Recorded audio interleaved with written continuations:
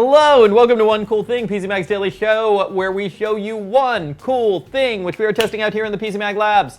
I'm Sasha Segan, this is Tom Brandt. Here, if you are live on Facebook today, then please ask us questions, make comments.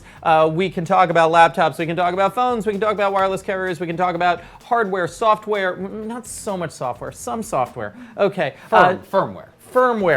Travel tips. We're big on travel tips today, okay? Especially, I just got back from Canada. That's where I was the past couple of days. If you are on YouTube, please like and subscribe. Consider coming over to Facebook at 10 a.m. Eastern on weekdays to get your travel tips from PCMag.com.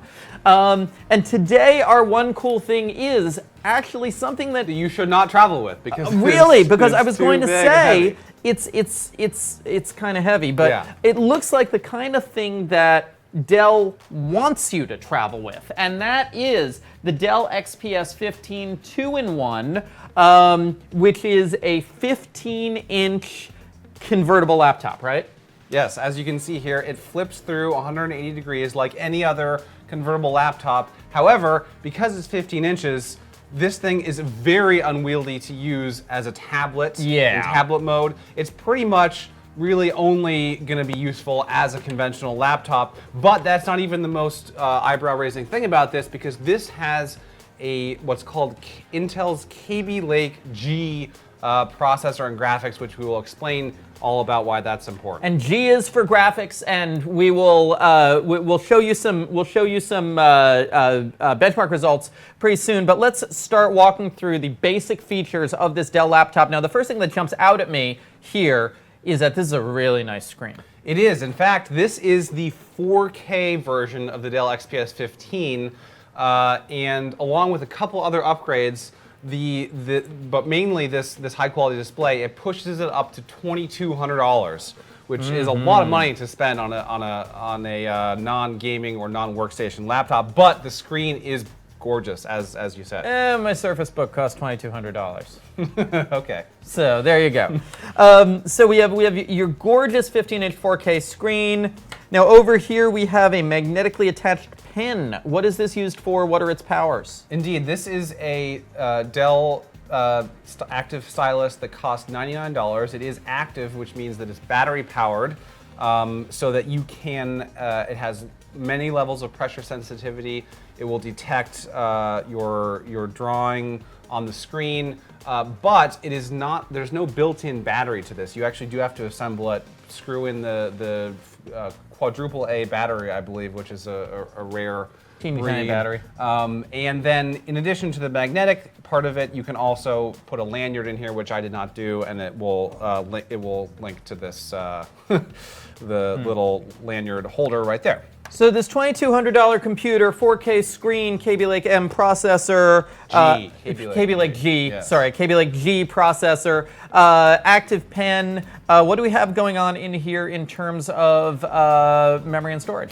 So we have a 512 gigabyte SSD, which uses the super fast and pretty cutting edge NVMe interface, which means that it doesn't mean a whole lot in terms of everyday use, but it means theoretically that things will load much snappier than they would on another lesser drive. And we also have 16 gigabytes of memory, which to me is pretty good for pretty much anything that you're going to be doing with this machine. And this is a Dell. You can, I assume, run that config up and down to various levels. Yeah, actually, the base model is almost unrecognizable from this. It costs $1,200. It includes a Core i5, 8 gigabytes of RAM, a 256 gigabyte drive, and just a regular 1080p screen. Yeah, that's no fun. That's no fun. This is at least some fun.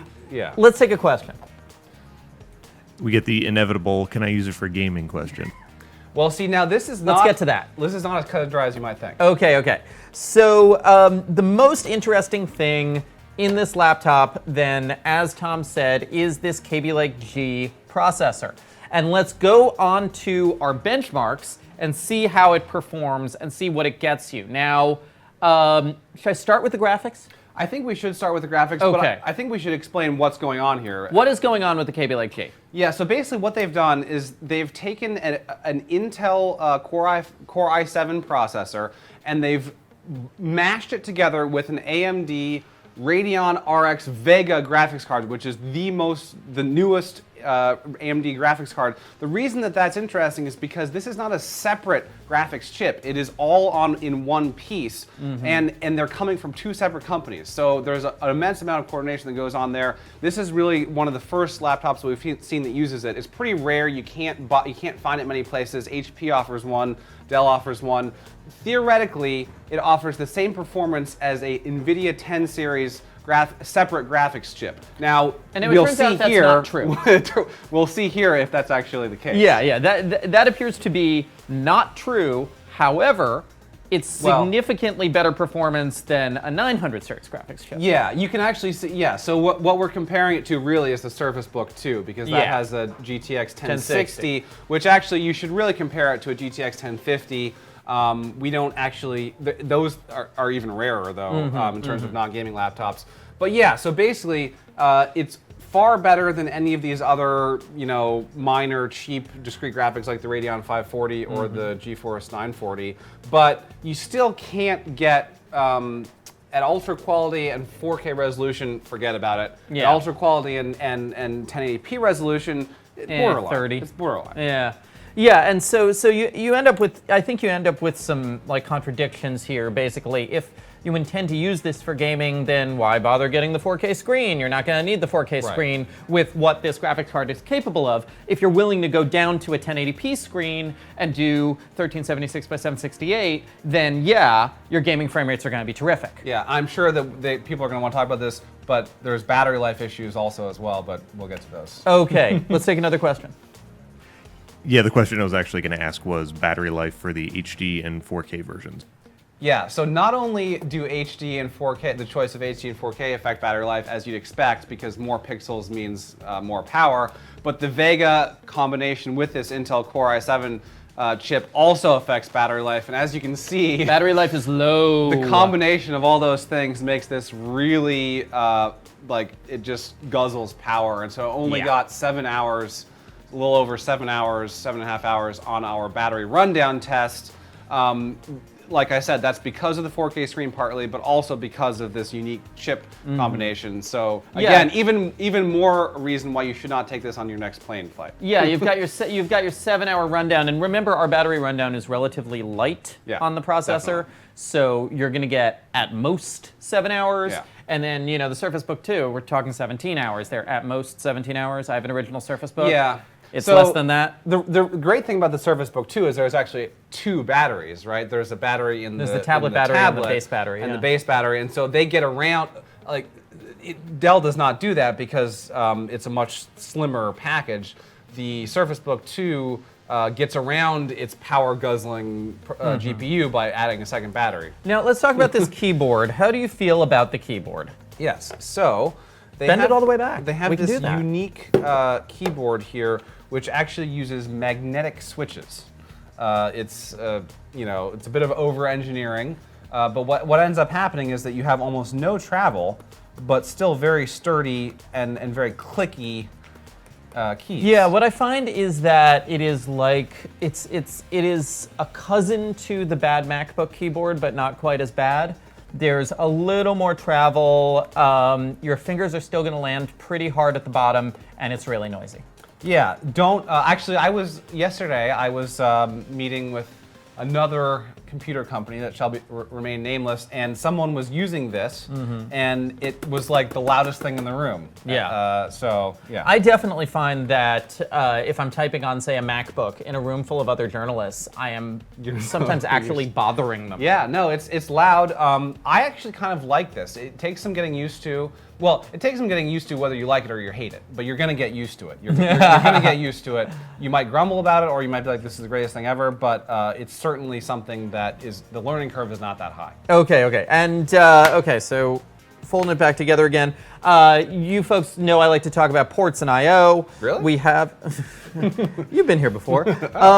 We have here 2 USB-Cs, both Thunderbolt, micro SD, 2 more USB-Cs for a total of 4, headphone jack, And ooh, USB-Cs are the only I/O ports on this thing, huh? Yeah, I mean, this is the premium cutting edge. The XPS 15 is the premium cutting edge Dell laptop, and so they are going to put the most cutting edge ports on here, unfortunately at the expense of other older USB Type A ports. But unlike Cupertino, unlike Apple, you do get a dongle with this. Get ready to dongle. Yep. Let's take another question. Sorry, just to recap, how many USB 2.0 or 3.0? 4 USB-Cs. There are no other USB ports. Right, so you will need a dongle. Fortunately, Dell gives you one. You don't have to, it's in the box, or at least it was in our box. And there's a micro SD card slot. Yes, which is really not that useful because most cameras use full-size SD cards, right? So what I find it useful for is it's a cheap way to add essentially additional storage. Right. That if you get if you get a 256 gig micro SD and you're the kind of person who keeps a lot of media on your laptop, there is the potential that you could be filling up your internal SSD with the kind of stuff that you're rendering, and then you put finished product on the external drive. Yeah, that could be. Yeah.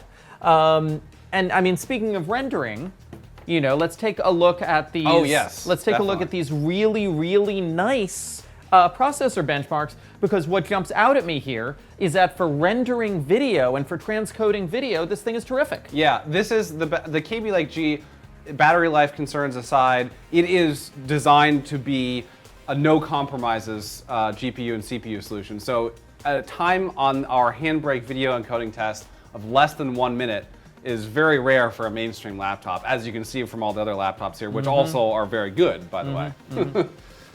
The only thing I will note about this, though, we used PC Mark 8, which is this first column here, to kind of give an overall picture, a theoretical picture of everyday performance. Why is it not doing so well? The reason that it got below 3,000, which is kind of the cutoff that we think of as excellent, is because of the 4K display. The resolution of the screen is greatly affects the PC Mark benchmark, which is unfortunate because that's not really what we're trying to measure. We see that happen with the phone benchmarks too. One of the reasons that certain companies use 1080p screens is to make performance look better. Yeah. But it has nothing to do I mean, it's just a matter of it's pushing this picture to more pixels. It's not like there's nothing wrong with the components inside. So, it's a pixel picture pushing problems. Let's take another question.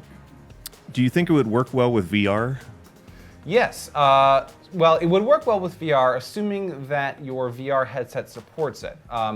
The Oculus and HTC, which are the two main VR headset makers, they kind of published some minimum specs for VR headsets, which I believe on the graphics side is a GTX 1060.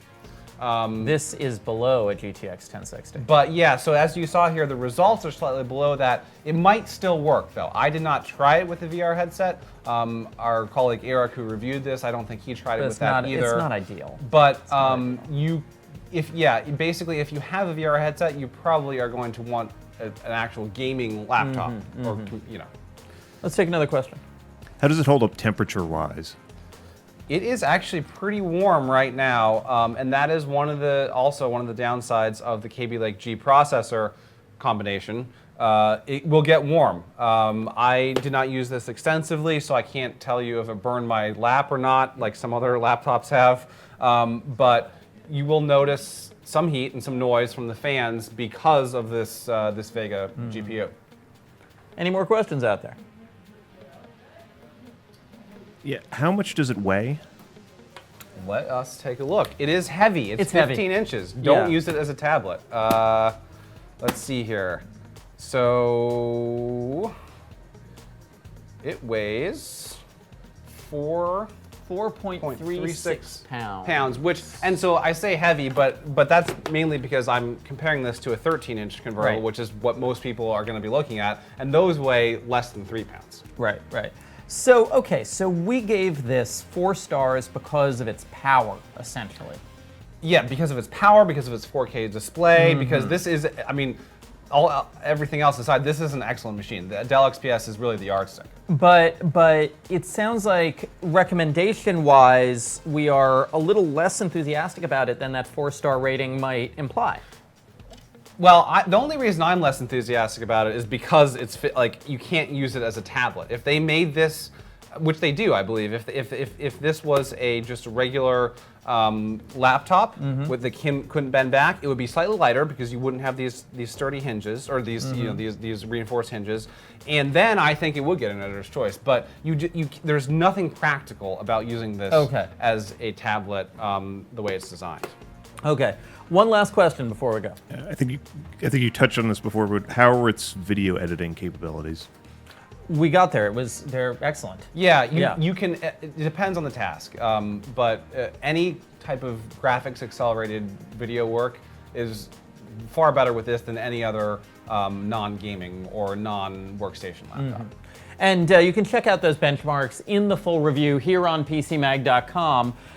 We have the full review up, the Dell XPS 15 2-in-1. We rated it 4 stars. We did not give it an editor's choice, just basically because of the form factor, I think. Thank you all for watching. This has been One Cool Thing with PCMag.com. We will be back on Monday at 10 a.m. live on Facebook. If you are on YouTube, please check back on a daily basis on PCMag's YouTube channel. We have a new One Cool Thing every day. Please like and subscribe, and have a great weekend.